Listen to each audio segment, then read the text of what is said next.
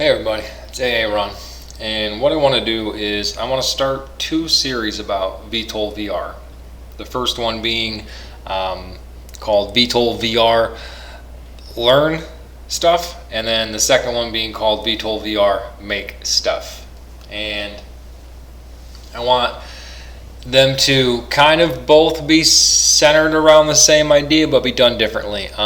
The Make Stuff will be very short and concise videos about the map editor, probably mostly the mission editor, about how to do something so that you can get very short, in-depth looks at how to accomplish goals inside the mission editor. And my VTOL VR Learn Stuff series will be the journey that I take into understanding how to use the mission editor more, the things I'm doing, how I'm planning things, how I'm developing things, the tools I'm using, and just like my general experiences to doing it all. So this one's going to be the Learn Stuff series. So here we're going to take a journey together about delving into how all this works, and I'll start by covering the tools. Then I'll go into the map editor a little bit, and then we'll spend a vast majority of the time of the series just in the mission editor making stuff. And then I'll probably include some of my playtime when I'm testing my missions, but probably not too much. If I find any fun or exciting moments, maybe I'll be sure to include those in some of the videos. But for the most part, it's going to be mostly the educational side of trying to do mission development inside of VTOL VR. So anyway, look out for the difference between the Learn Stuff series and the Make Stuff series. So they'll be, again, centered around different management ideas around the same concept. So let's get into the tools I kind of use to start, so that you guys can kind of see how I do some of what I do.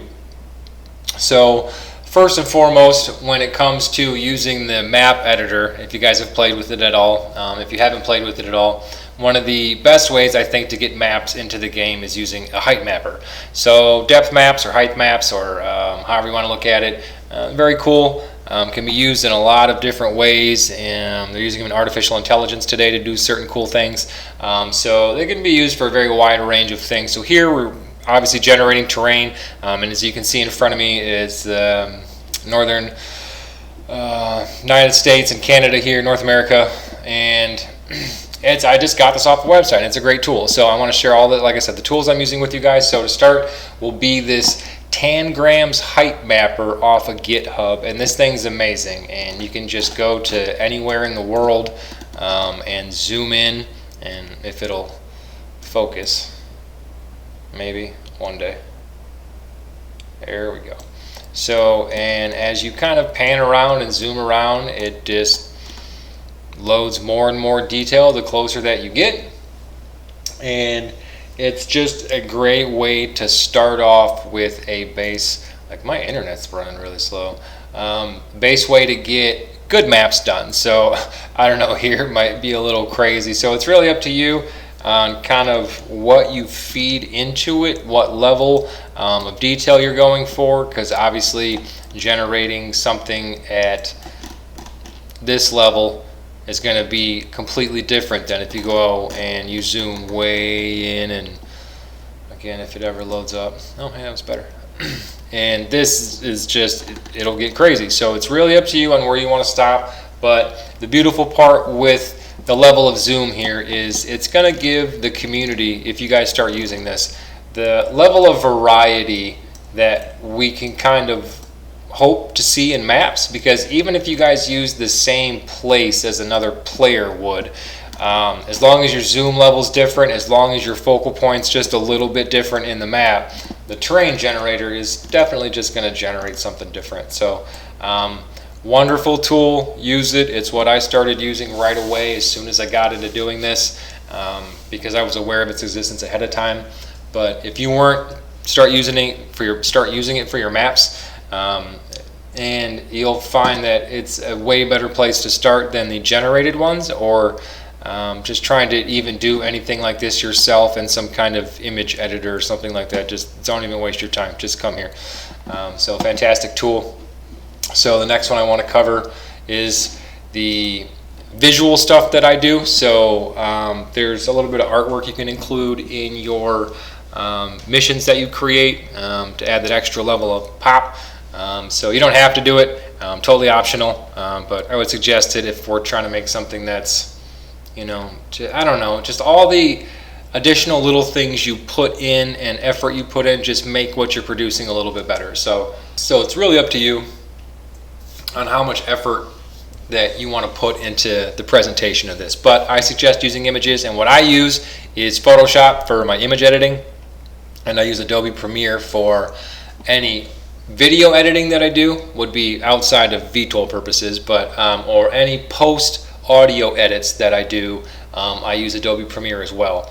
Both great programs, both not free, unfortunately. However, if you come over to the Element stuff and you look at this, it's great because one, you save $50 when you buy both of them, and then the other beautiful part is this stuff exists outside their Creative Cloud stuff. So there's no monthly SaaS fees, there's no any of that stuff. Like, you buy this thing once and it's yours forever.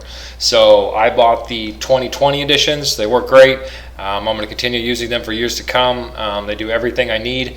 They don't have all of the stuff that the Creative Cloud versions do, but unless you're a really hardcore professional using those features and you need to pay for them monthly, I would suggest just coming here, dropping the $100 on these, and just, again, that's if you're going to be doing a lot of image editing stuff. But if you're not going to be doing any real image editing or audio editing outside of here, again, I don't want to recommend it if it's going to be for the sole purpose of this, unless you plan on doing a lot of this. But there's some other alternatives you guys can look at. I don't really know much about post audio editing software because I've only ever used Adobe Premiere for that kind of stuff.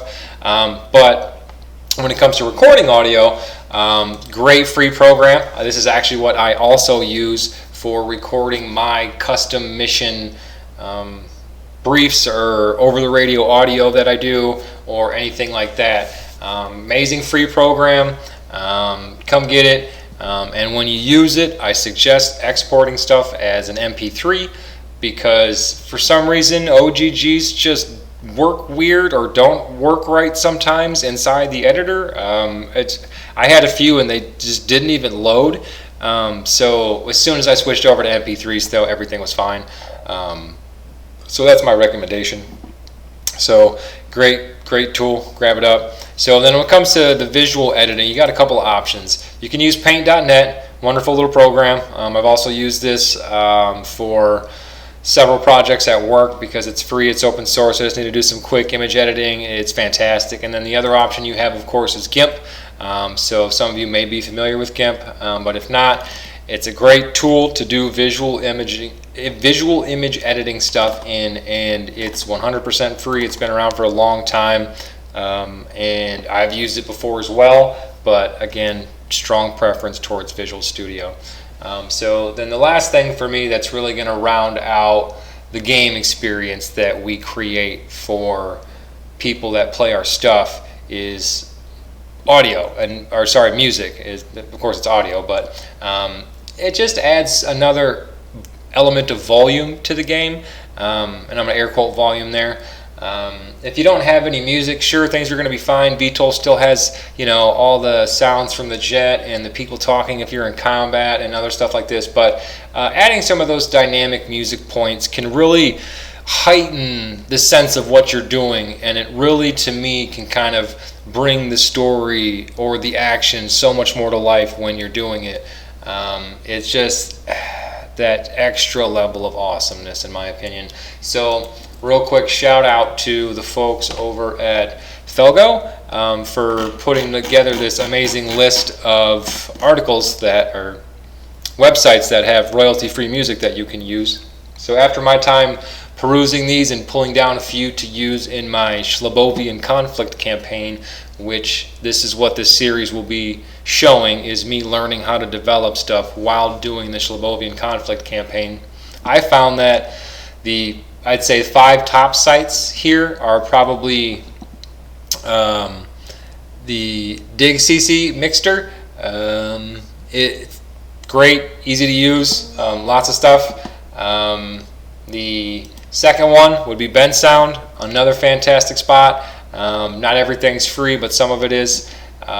Twin Music's a fantastic one. Incompetech is another really good one. But I'd have to say probably out of all of them, my favorite is probably Purple Planet. This is a fantastic website. They got all kinds of stuff here. I would definitely check out here first if I were you guys. Strong recommendation. But all of the ones that I mentioned here are good. But the thing that I want to emphasize here when you're using this stuff is you have to remember it's royalty free. So individuals that develop things like this put a lot of work into making them, and they want to give them away to the world so that they can either get their name out there.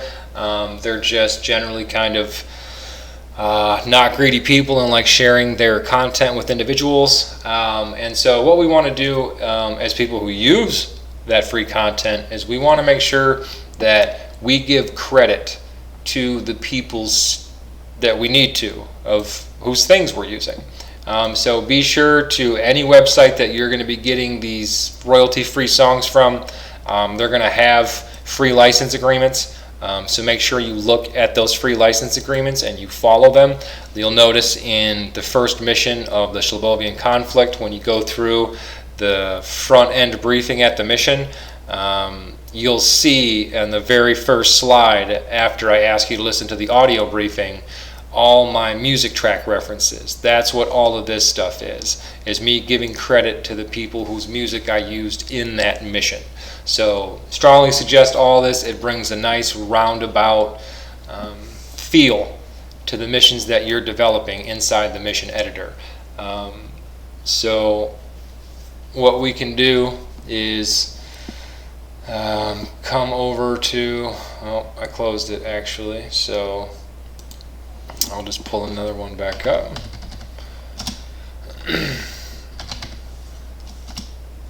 And go back to the Tangrams height mapper, and we will choose, how about someplace over in the Brazil area.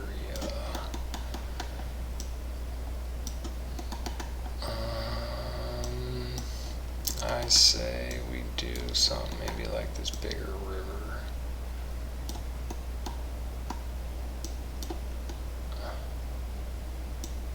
That's probably, I think, going to be okay. Give us a nice little mountain range off to the side or something. Anyway, so grab this up.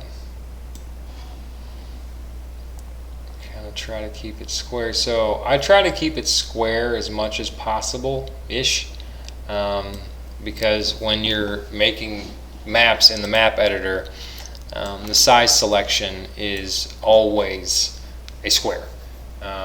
So it's going to be, you know, biggest I think is 194 kilometers by 194 kilometers.